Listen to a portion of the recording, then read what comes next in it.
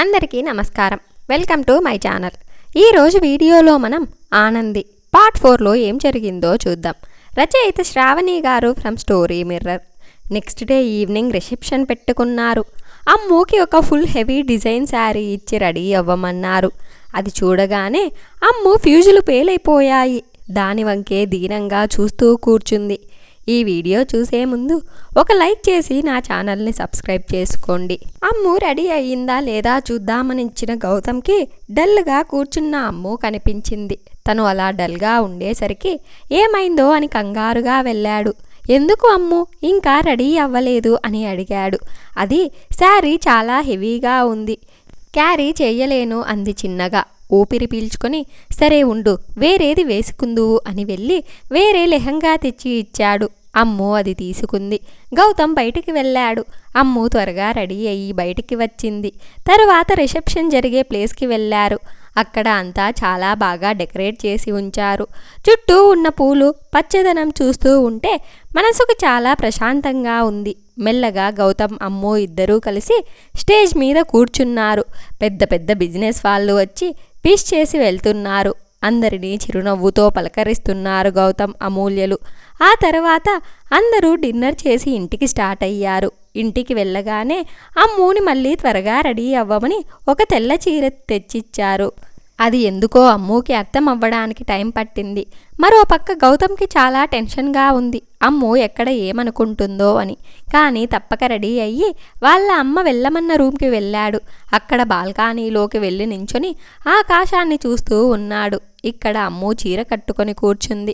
సుమా గారు వచ్చి పాల గ్లాస్ ఇచ్చి గది వరకు తీసుకెళ్లి వదిలేసి వచ్చారు. అమ్ము గుండెలో ఏదో అలజడి రేగుతుంటే దానిని అదుపులో పెట్టుకోవడానికి ప్రయత్నిస్తూ లోపలికి వెళ్ళింది అమ్ము. అక్కడెక్కడా గౌతమ్ కనిపించలేదు. ఎక్కడికి వెళ్ళాడు అని వెతికే ప్రయత్నం చెయ్యలేదు. సైలెంట్గా బెడ్ మీద కూర్చుంది. కొద్దిసేపటికి రూమ్కు వచ్చింది. గౌతమ్ అమ్ముని చూసి దగ్గరికి వెళ్ళాడు. అది గౌతమ్ అని చెప్పబోతుంటే పర్లేదమ్ము, నువ్వు ఇక్కడ బెడ్ మీద పడుకో, నేను బాల్కనీలో పడుకుంటా, నీకు కావాల్సినంత టైం తీసుకో అని షెల్ఫ్ నుండి బెడ్షీట్ తీసుకుని బాల్కనీలోకి నడిచాడు.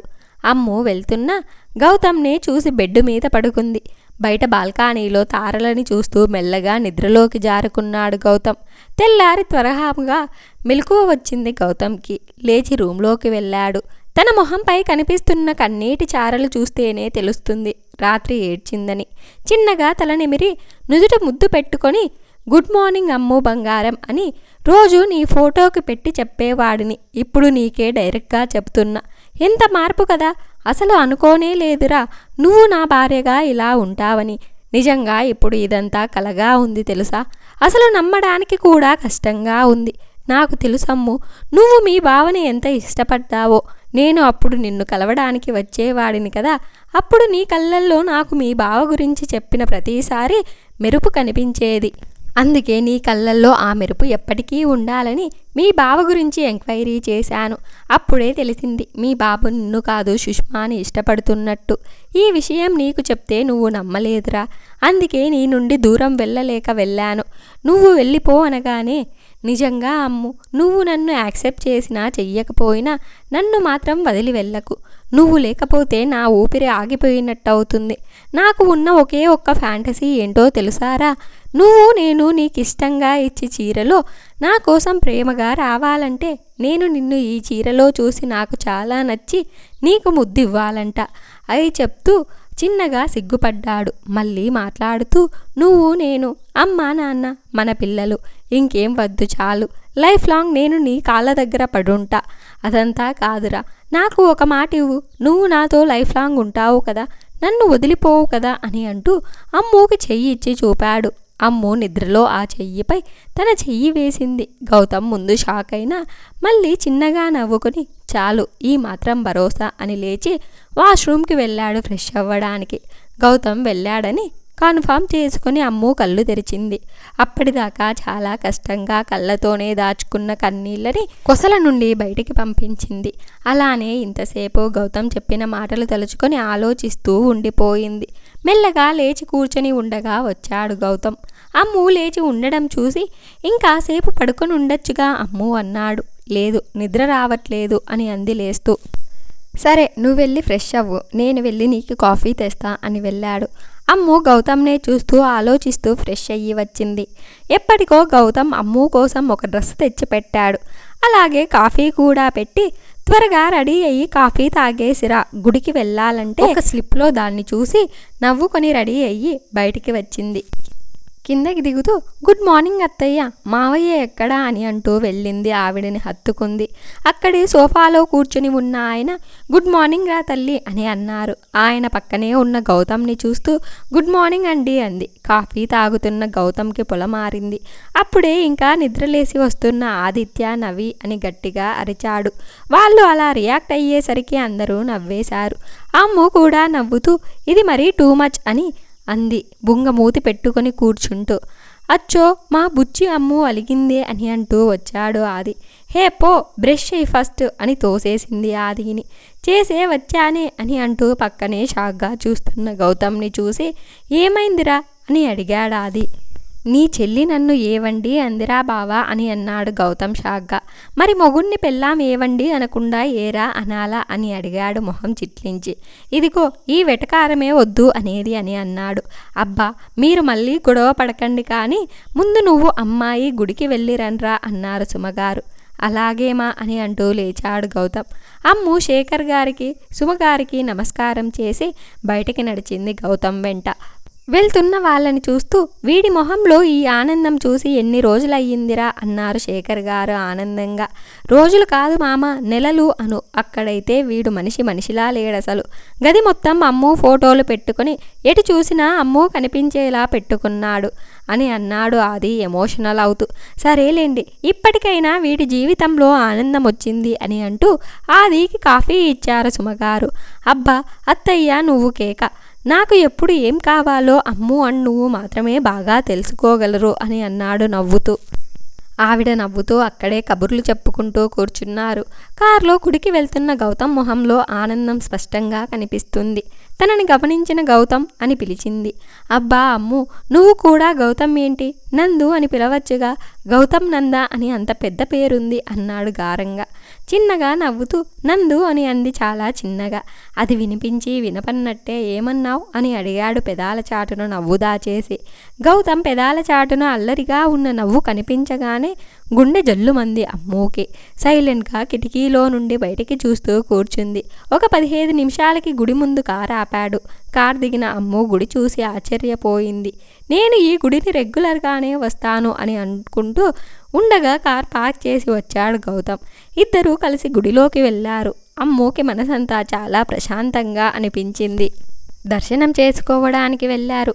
పూజారి గారు గోత్రనామాలు అడిగితే భరద్వాజ గోత్రం, అమూల్య గౌతమ్ నందన్, సుమ శ్రీ చంద్రశేఖర్ అని చెప్పింది. పూజారి అర్చన చేయడానికి వెళ్ళారు. గౌతమ్మ ఆశ్చర్యంగా చూస్తూ ఉండడంతో అతనిని కదిలించి ఏమైంది నందు అని అడిగింది చిన్నగా. ఈ విషయాలు నీకెలా అని అంటున్న గౌతమ్తో అత్తమ్మ చెప్పింది అంది నవ్వుతూ. గౌతమ్ కూడా చిన్నగా నవ్వి నమస్కారం చేసుకున్నాడు. హారతి తీర్థం తీసుకున్నాక పక్కనే నుదుటిన కుంకం లేకుండా ఉన్న అమ్మును చూసి పూజారి గారు అమ్మ నుదుటిన కుంకం లేకుండా ఉండకూడదు తల్లి అని గౌతమ్ వైపు తిరిగి బాబు నువ్వు ఈ కుంకం పెట్టు, స్వామివారికి కుంకుమార్చన చేసిన కుంకుమ ఇది అన్నారు. గౌతమ్ కాస్త భయంగా అమ్ము వైపు చూసి కుంకుమ తీసుకున్నాడు. చిన్నగా వణుకుతున్న చేతులతో అమ్ము నుదుటి వరకు తెచ్చి 1 నిమిషం ఊపిరి బలంగా తీసుకుని కుంకుమ పెట్టాడు. అమ్ము కళ్ళు మూసుకుంది. తన కళ్ళల్లో నుండి నీళ్లు చంపలపై రాలాయి. గౌతమ్ తల దించుకుని మనసులోనే బాధపడ్డాడు. తనకి ఇష్టం లేకుండా పెట్టినందుకు. ఆ తర్వాత బయటికి వచ్చి అక్కడే కూర్చున్నారు. అమ్ము చుట్టూ చూస్తూ ఉంది. మనసుకి చాలా ప్రశాంతంగా ఉంది. తనని అంత ప్రశాంతంగా చూసిన గౌతమ్ చిన్నగా అమ్ము అని పిలిచాడు. అని గౌతమ్ని చూసింది. అది సో అని చెప్తూ ఉండగా నాకు ఆకలేస్తుంది గౌతమ్ వెళ్దామా అని అడిగింది. క్యూట్గా ఫేస్ పెట్టి అయ్యో పదా అని లేచాడు. నేనప్పుడు అనుకున్నాను ఇంకో గ్లాస్ని మిల్క్ ఇచ్చుంటే బాగుండేది అని అంటూ ముందు వెళ్తున్నాడు. అమ్ము నవ్వుతూ తన వెనకే వెళ్ళింది.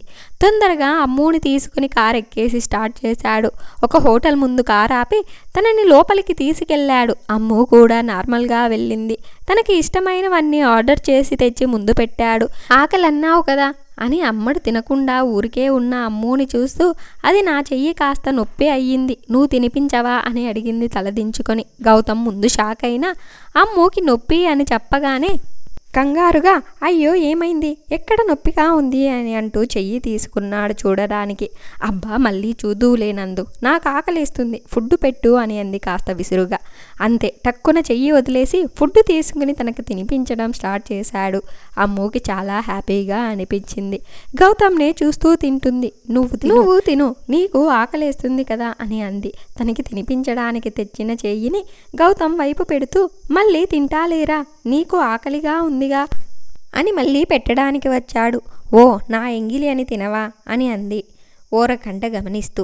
నువ్వు నిజంగా అలా అనుకుంటున్నావా అమ్ము అని బాధగా అని తన నోటిలో పెట్టుకున్నాడు ఫుడ్డుని. అమ్ము చిన్నగా నవ్వింది. తర్వాత అమ్ముకి ఫుడ్ తినిపించి మూతి తుడిచి వాటర్ తాగించాడు. అమ్ముకి చాలా హ్యాపీగా ఉంది లోపల. ఆ తర్వాత ఇద్దరూ ఇంటికి స్టార్ట్ అయ్యారు. ఇంటికి రాగానే అమ్ముని అక్కడే సోఫాలో కూర్చోబెట్టి ఫస్ట్ ఎయిడ్ కిట్ తెచ్చి ఎక్కడరా నొప్పి అని అంటూ చెయ్యి తీసుకున్నాడు. గౌతమ్ చేసిన హడావిడికి అందరూ హాల్లోకి వచ్చారు. వాళ్ళని చూడగానే అమ్ముకి ఏం చెప్పాలో తెలియక నేను వాష్రూమ్ వెళ్ళాలి అని ఇంకో మాట మాట్లాడకుండా రూమ్కి పరుగు తీసింది. అమ్ము మెల్లగారా అని అంటూ వెనకే వెళ్ళాడు గౌతమ్. అమ్ము మొహంలో కనిపిస్తున్న హ్యాపీనెస్ చూసి అందరూ హ్యాపీగా ఫీల్ అయ్యారు. అమ్ము రూమ్కి వెళ్ళి అక్కడే బెడ్ మీద కూర్చుంది. గౌతమ్ కూడా వచ్చి కింద కూర్చుని చెప్పు ఎక్కడా నొప్పి అని అంటూ చెయ్యి తీసుకున్నాడు. అది ఎక్కడా నొప్పి లేదు, ఊరికే అబద్ధం చెప్పాను అని అంది చిన్నగా. ఇలా అమ్ము గౌతమ్ ప్రేమని యాక్సెప్ట్ చేస్తుందా? వీరిద్దరూ జీవితాంతం కలిసిమెలిసి సంతోషంగా ఉంటారా లేదా? అసలు ఏం జరగబోతుంది? ఈ విషయాలన్నీ మనం పార్ట్ 5లో చూద్దాం. ఈ వీడియో కనుక మీకు నచ్చినట్లయితే ఒక లైక్ చేసి ఈ స్టోరీ ఎలా ఉందో కామెంట్ చేయండి. నా ఛానల్ ఇంకా సబ్స్క్రైబ్ చేసుకోకపోతే వెంటనే నా ఛానల్ని సబ్స్క్రైబ్ చేసుకోండి. Thanks for watching.